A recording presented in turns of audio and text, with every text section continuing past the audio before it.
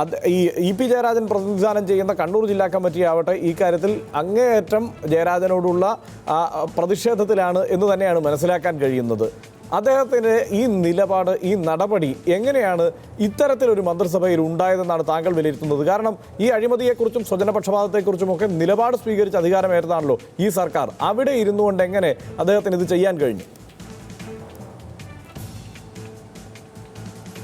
അല്ല, ഈ സർക്കാർ അധികാരത്തിൽ വരുമ്പോൾ ഏറ്റവും പ്രധാനപ്പെട്ട മുദ്രാവാക്യം തന്നെ അഴിമതിരഹിത കേരളം, നവകേരളം എന്നുള്ളതാണ്. അപ്പോൾ അഴിമതിരഹിതമായിട്ടുള്ളൊരു നവകേരള സൃഷ്ടിക്ക് വേണ്ടി പ്രവർത്തിക്കുന്നതായിട്ടുള്ള പ്രസ്ഥാനവും ആ പ്രസ്ഥാനം സഹായിക്കുന്നതായിട്ടുള്ള ജനങ്ങളും എന്ന് പറയുന്നതായിട്ടുള്ള സങ്കല്പമാണ് നമ്മുടെ മുന്നിലുള്ളത്. അങ്ങനെ ഒരു മന്ത്രിസഭ അധികാരമേൽക്കുമ്പോൾ കേരളത്തിലെ ജനങ്ങൾക്ക്, പ്രത്യേകിച്ച് ഇടതുപക്ഷത്തെ അനുകൂലിക്കുന്നതായിട്ടുള്ള ജനങ്ങൾക്ക് വലിയ പ്രത്യാശകളും പ്രതീക്ഷകളും ഉണ്ടായിരുന്നു. കഴിഞ്ഞ ഗവൺമെൻറ്റിൻ്റെ കാലത്ത് അത് അഴിമതിയിൽ മുങ്ങിയൊരു സർക്കാരായിരുന്നു. ആ സർക്കാരിൻ്റെ അഴിമതിയൊന്നും ഈ സർക്കാരിൻ്റെ ഭാഗത്ത് ഉണ്ടാവില്ല എന്നുള്ളതാണ് ജനങ്ങളുടെ പ്രതീക്ഷയായിരുന്നത്. ആ പ്രതീക്ഷയെ മുഴുവനും തല്ലിക്കെടുത്തുന്ന തരത്തിലുള്ള പ്രവർത്തനങ്ങളാണ് യഥാർത്ഥത്തിൽ ഇപ്പോൾ മന്ത്രിയുടെ ഭാഗത്തു നിന്നുണ്ടായിരുന്നത്. പക്ഷേ നിങ്ങൾ മനസ്സിലാക്കേണ്ട ഒരു കാര്യം എന്ന് വെച്ചാൽ, ഇ പി ജയരാജനെക്കുറിച്ച് ഇതുവരെ വലിയ ആരോപണങ്ങൾ മുൻപും ഉണ്ടായിട്ടുണ്ട്. പാർട്ടിയുടെ തന്നെ പത്രവുമായി ബന്ധപ്പെട്ട്, സാന്റിയാഗോ മാർട്ടിനൊക്കെ ആയിട്ട് ബന്ധപ്പെട്ട് ഒരിക്കലും അംഗീകരിക്കാൻ പറ്റാത്തതായിട്ടുള്ള പ്രവർത്തനം ചെയ്തിരിക്കുന്നതായിട്ടുള്ള ഒരു വ്യക്തിയാണെന്ന് തെളിയിക്കപ്പെട്ടിട്ട് പോലും അദ്ദേഹത്തെ വീണ്ടും എന്തിനാണ് പാർട്ടി ചുമന്നുകൊണ്ട് പോകുന്നത് എന്നത് തന്നെയാണ് പാർട്ടിയിലെ ജനങ്ങളുടെ ചോദ്യം. എന്തിനാണ് അദ്ദേഹത്തെ വീണ്ടും ചുമന്നുകൊണ്ട് നടക്കുന്നത്? ഒരിക്കലും അങ്ങനെ പറ്റിയതായിട്ടുള്ള കാര്യം തിരുത്തി കഴിഞ്ഞാൽ വീണ്ടും വീണ്ടും ഈ സ്വജനപക്ഷപാതത്തിലേക്ക്, അതേപോലെ തന്നെ അതിനെ തുടർന്ന് വരുന്നതായിട്ടുള്ള അഴിമതിയിലേക്കൊക്കെ യാതൊരു വിധമായിട്ടുള്ള ഉളുപ്പുമില്ലാതെ കടന്നു ചെല്ലാൻ പറ്റുന്ന തരത്തിലുള്ള അധാർമികമായിട്ടുള്ള ഒരു പശ്ചാത്തലമാണ് യഥാർത്ഥത്തിൽ ഇ പി ജയരാജനെ പിന്തുടരുന്നത് എന്നാണ് ഞാൻ കരുതുന്നത്. അതിൻ്റെ ഒരു ഭാഗമായിട്ടാണ് ഈ സംഭവവികാസങ്ങൾ ഉണ്ടാകുന്നത്. അതുകൊണ്ട് കടുത്ത നടപടി പാർട്ടി എടുത്താൽ മാത്രമാണ് മേലാൽ ഈ മന്ത്രിസഭയിൽ ഇത്തരത്തിലുള്ള പ്രവർത്തനങ്ങൾ ഇല്ലാതെ പോവുകയുള്ളൂ. അങ്ങനെ പോയാൽ മാത്രമാണ് ഇടതുപക്ഷത്ത് നിൽക്കുന്ന മനുഷ്യരൊക്കെ തന്നെ അവരുടെ രക്തവും ജീവനും ഒക്കെ നൽകിയ ആ പ്രസ്ഥാനത്തെ കാത്തു സൂക്ഷിക്കുന്നതിൻ്റെ അടിത്തറ എന്ന് പറയുന്നത് ഇതിൻ്റെ നേതൃത്വത്തിൽ നിന്ന് തങ്ങൾ പ്രതീക്ഷിക്കുന്ന അതിൻ്റെ പ്രത്യാശയും പുലർത്തുന്നതായിട്ടുള്ള തരത്തിലുള്ള ഒരു ഭരണം വരുമെന്നാണ്.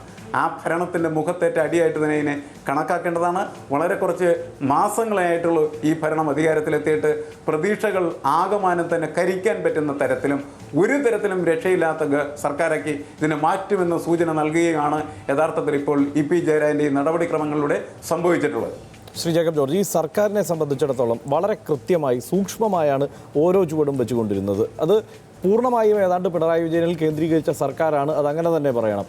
അദ്ദേഹത്തിന് എങ്ങനെയാണ് ഈ ഒരു സാഹചര്യത്തെ കൈകാര്യം ചെയ്യാൻ കഴിയുക? നമ്മൾ പിണറായി വിജയൻ്റെ ആംഗിൾ ഈ കാര്യങ്ങളെ കാണുമ്പോൾ പിണറായി വിജയൻ എപ്പോഴും മെറിറ്റിൻ്റെ ആളാണെന്നാണ് ഞാൻ മനസ്സിലാക്കിയിട്ടുള്ളത്. കാരണം ഒരു സ്ഥാനത്ത് യോഗ്യത ഉള്ള ആളെ വെക്കണം. കാരണം പിണറായി വിജയൻ്റെ ഒരു കാഴ്ചപ്പാട് ഒരു ഉയർന്ന കാഴ്ചപ്പാടാണ്. കാര്യങ്ങളൊക്കെ കൃത്യമായിട്ട് നടക്കണം, വളരെ പ്രൊഫഷണലായിട്ട് നടക്കണം എന്നൊക്കെയുള്ള ചിന്താഗതിയുള്ളയാൾ. അങ്ങനെയുള്ള ചിന്താഗതി ഉള്ള ആൾ, അദ്ദേഹത്തിന് താഴെയുള്ള ഉദ്യോഗസ്ഥന്മാർ ആ ലെവലിൽ ചിന്തിക്കുകയും പ്രവർത്തിക്കുകയും ചെയ്യണം നിർബന്ധമുണ്ട്. പക്ഷേ ഇങ്ങനെ പാർട്ടിക്കാർ ബന്ധുബലം നോക്കി ആൾക്കാരെ നിയമിക്കുമ്പോൾ സ്വാഭാവികമായിട്ടും പിണറായി വിജയനെ അറിയാൻ പറ്റും. സിമ്പിൾ കാര്യമല്ലേ, പിണറായി വിജയൻ്റെ സങ്കല്പത്തിനൊത്ത് ഉയരുകയില്ല.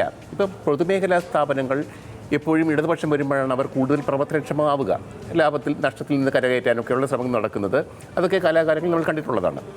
പക്ഷെ അവിടെ ഇതുപോലെ യോഗ്യതയില്ലാത്ത, അതും ആവശ്യപ്പെട്ടിട്ടുള്ള, നിഷ്കർഷിച്ചിട്ടുള്ള യോഗ്യതയില്ലാത്തവർ ബന്ധുബലം കൊണ്ട് മാത്രം, ബന്ധുവായതുകൊണ്ട് മാത്രം ആ സ്ഥാനത്ത് കയറി പറ്റുന്നത് തീർച്ചയായിട്ടും പിണറായി ഗവൺമെൻറ്റിനെ സംബന്ധിച്ചിടത്തോളം ഒരു കാരണവശാലും ജനങ്ങൾ അംഗീകരിക്കുന്ന കാര്യമല്ല. കാരണം പിണറായി വിജയനിൽ ജനങ്ങളൊരു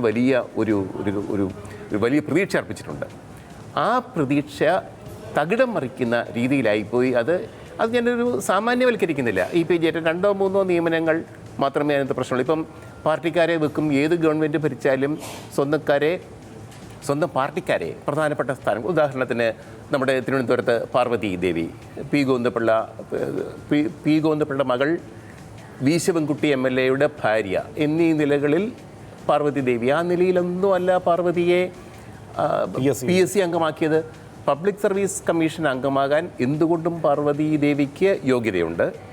പാർവതി വളരെ ജീവിതകാലം മുഴുവൻ നല്ലൊരു പാർട്ടി പ്രവർത്തകയായിട്ട് തിരുവനന്തപുരത്ത് പ്രവർത്തിച്ചിട്ടുള്ള ആൾ, മാധ്യമപ്രവർത്തകയുമാണ്, നല്ലൊരു പാർട്ടി പ്രവർത്തകയുമാണ്. ആ നിലയിലാണ്. അതുകൊണ്ട് പാർവതിയെ PSC അംഗമായപ്പോൾ ആരും ഒരക്ഷരം ഉരിയാടിയില്ലല്ലോ. കാരണം അത് അർഹതപ്പെട്ട ഒരു നിയമനം ആയതുകൊണ്ടാണ്.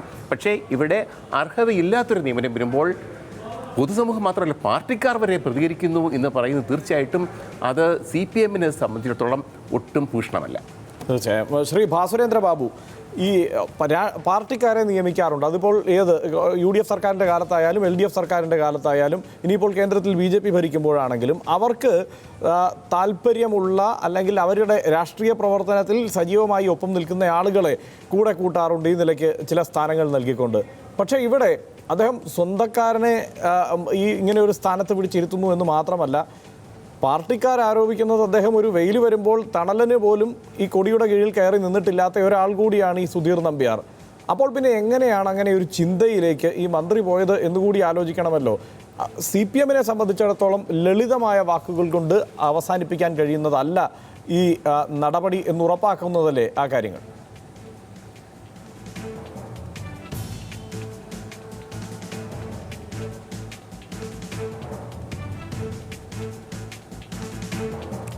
അത് പറഞ്ഞത് ശരിയാണ്. ഇവിടെ ഇപ്പം ജേക്കബ് ജോർജ് ആയാലും അതുപോലെ തന്നെ പിയേഴ്സണൊക്കെ ആണെങ്കിൽ പങ്കുവെക്കുന്നത് ഒരേ വികാരം തന്നെയാണ്. ഇടതുപക്ഷ സർക്കാരിൻ്റെ ഭാഗത്തു നിന്ന് ഇങ്ങനെയൊന്നും സംഭവിക്കരുതായിരുന്നു എന്ന് പറഞ്ഞാൽ, ഇടതുപക്ഷ സർക്കാർ അഴിമതിക്കെതിരായ നിലപാടെടുക്കുക മാത്രമല്ല, പ്രസംഗിക്കുക മാത്രമല്ല, അത് പരമാവധി പ്രയോഗക്ഷമതയിലേക്ക് കൊണ്ടുവരാൻ താല്പര്യം കാണിക്കുന്ന ഒരു സർക്കാരാണ് എന്ന് ഈ ചർച്ചയിൽ പങ്കെടുക്കുന്ന എല്ലാവരും ഒരേപോലെ അഭിപ്രായം പറയുന്നുണ്ട്. അത് ശരിയുമാണ്, നല്ല കാര്യവുമാണ്. ഇവിടെ സംഭവിക്കുന്നത് എന്ത്? ഇവിടെ നാം അതിൻ്റെ ഒരു അവസ്ഥയൊന്ന് മനസ്സിലാക്കുന്നത് നല്ലതായിരിക്കും. ഈ ഗവൺമെൻറ്റിൻ്റെ കസ്റ്റോഡിയൻ എന്ന് പറയുന്നത് മുഖ്യമന്ത്രിയാണ്. മുഖ്യമന്ത്രി ഇതേ സംബന്ധിച്ച് എന്ത് നിലപാടെടുത്തിരിക്കുന്നു? അതാണ് സർക്കാർ എടുത്ത നിലപാട്. ഹർഷൻ, അതങ്ങനെയാണ് മനസ്സിലാക്കേണ്ടത്. നമുക്കറിയാം, പാർട്ടി ചെയർമാൻമാരെ മാത്രമാണ് നിയമിക്കുന്നതെന്ന് പറഞ്ഞ് വാർത്ത കണ്ടിരുന്നു.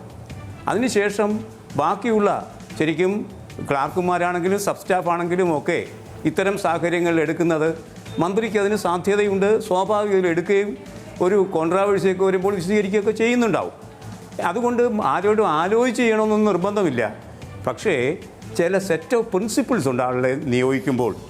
ആ പ്രിൻസിപ്പിൾസ് പാലിച്ചുവോ അങ്ങനെ അനുഭവിക്കുമ്പോൾ മുഖ്യമന്ത്രി, കസ്റ്റോഡിയനായ മുഖ്യമന്ത്രി തന്നെ അദ്ദേഹത്തിൻ്റെ ശ്രദ്ധയിൽപ്പെട്ടപ്പോൾ അദ്ദേഹം തന്നെ പറഞ്ഞ ആദ്യത്തെ വാചകം പ്രവൃത്തി പരിചയമുണ്ടോ എന്ന് നോക്കേണ്ടതുണ്ട് എന്നാണ്. ആ പ്രവൃത്തി പരിചയം നോക്കേണ്ടതുണ്ടോ എന്ന് പറഞ്ഞ മണിക്കൂറുകൾക്കകം ഇത് റദ്ദാക്കപ്പെടുകയും ചെയ്തു എന്ന് പറഞ്ഞാൽ, മുഖ്യമന്ത്രി ഇടപെട്ടപ്പോൾ അപ്പോൾ തന്നെ ആ പ്രശ്നം വകുപ്പ് തല മന്ത്രി റദ്ദാക്കി ആ പ്രശ്നം അവിടെ എന്താ പറയുക ഭരണരംഗത്ത് പരിഹരിക്കുന്നു. ഇനി വരുന്നത് ആ മന്ത്രി ഇത്തരം കാര്യങ്ങൾ ആവർത്തിച്ച് എങ്ങനെ നിലപാടെടുത്തിട്ടുണ്ടോ, ആ മന്ത്രിയെ എങ്ങനെയാണ് അങ്ങനെ പ്രശ്നങ്ങളുണ്ടെങ്കിൽ പരിഹരിക്കേണ്ടത്, അതൊക്കെ ഒരു പാർട്ടി നിയോഗിക്കപ്പെട്ട മന്ത്രിയായിരിക്കുന്നത് കൊണ്ട് തന്നെ പാർട്ടിയിൽ ചർച്ച വരും. അതാണല്ലോ പാർട്ടിയുടെ സംസ്ഥാന കമ്മിറ്റി സെക്രട്ടറി പറയുന്നത്. പാർട്ടി ചർച്ച ചെയ്യുമ്പോൾ അക്കാര്യത്തിൽ അവർ തീരുമാനമെടുക്കുന്നുണ്ടാവും. ഞാൻ പറയുന്നത്, ഒരു ഇഷ്യൂ വരുമ്പോൾ അടിയന്തരമായി ഇടപെടുകയും പ്രശ്നങ്ങൾ പരിഹരിക്കുകയും അവശിഷ്ട പ്രശ്നങ്ങൾ പാർട്ടി ചർച്ച ചെയ്യുകയും ഒക്കെ ചെയ്യുന്ന ഒരു അക്കൗണ്ടബിലിറ്റി ഉണ്ട് ഈ ഗവൺമെൻറ്റിന്, മുൻ ഗവൺമെൻറ്റിന് ഇല്ലാത്തത്. അല്ല, അങ്ങനെ ഉറപ്പിച്ചു പറയണമെങ്കിൽ തീർച്ചയായും നേരത്തെ ശ്രീ രാജ്മോഹൻ ഉണ്ണിത്താൻ സൂചിപ്പിച്ചതുപോലെ ഒരു വിജിലൻസ് അന്വേഷണത്തിലേക്കെങ്കിലും പോകണം. വളരെ കൃത്യമായ അന്വേഷണം നടക്കണം. വിജിലൻസിന് പരാതി കൊടുത്തിട്ടുണ്ട് പ്രതിപക്ഷ നേതാവ്. അതുമാത്രമല്ല BJP അവരുടേതായ രീതിയിൽ അവരും പരാതി നൽകിയിട്ടുണ്ട്. ഇങ്ങനെ കൃത്യമായി പരാതികളുള്ള സാഹചര്യത്തിൽ അന്വേഷണത്തിലേക്ക് തന്നെ പോകണം. അതിൻ്റെ അടിസ്ഥാനത്തിൽ മന്ത്രി ഈ സ്ഥാനത്ത് നിന്ന് മാറി നിൽക്കുകയും ചെയ്യണമെന്നതാണ് പ്രതിപക്ഷത്തിൻ്റെ ആവശ്യം.